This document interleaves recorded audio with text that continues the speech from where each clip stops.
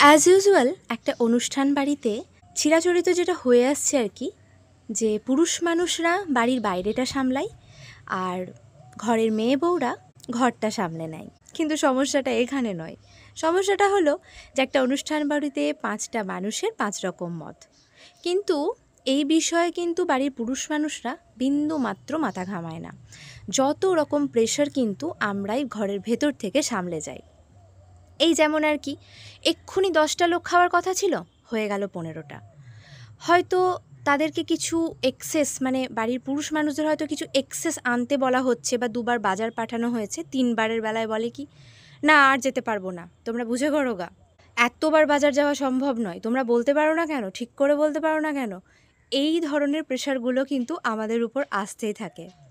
এর মধ্যে আর একটা সমস্যা, যে যার রান্নাঘরে ঢুকেছি তার রান্নাঘর সম্পর্কে যেহেতু কোনো ধারণা থাকে না, তাই সে কোথায় কি রেখেছে না রেখেছে তার উপর অনেকখানি ডিপেন্ড করতে হয়। অপেক্ষা করা মানুষটা কখনো কখনো রেগে যায়, এই কোথায় চলে গেল, এতক্ষণ ধরে চাইছি জিনিসটা পাচ্ছি না কেন। আর তাকে আফটার অল পুরো বাড়িটাই সামলাতে হয়, তার উপরেও কিন্তু কম প্রেশার যায় না। সব মিলিয়ে কিন্তু একটা যুদ্ধ। প্রথমত একটা অনুষ্ঠান অর্গানাইজ করতে গেলে 6 মাস আগে থেকে প্ল্যানিং করতে হয় যে কি হবে কি হবে না। আর আলটিমেট যখন দিনটা আসে, এ কিন্তু কুরুক্ষেত্রের চেয়ে কিচ্ছু কম নয়।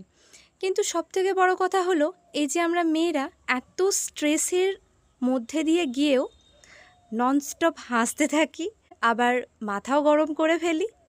আবার এই সময়টাতেই আমাদের বড়দি ভাইয়ের মতন একটা মানুষ যদি হঠাৎ করে কিচেনে এসে পড়ে, তাহলে শুধু মাথা গরম কেন, কিচেনের গরমটাও ধীরে ধীরে ঠান্ডা হয়ে যায়। আর তারপর এক মুখ হাসি নিয়ে আবার রিস্টার্ট করি। তো চলো, আজকে অনেকটা দেরি হয়ে গেছে, আমাদের মাম্মামদের এখনও আশীর্বাদ পর্ব বাকি আছে।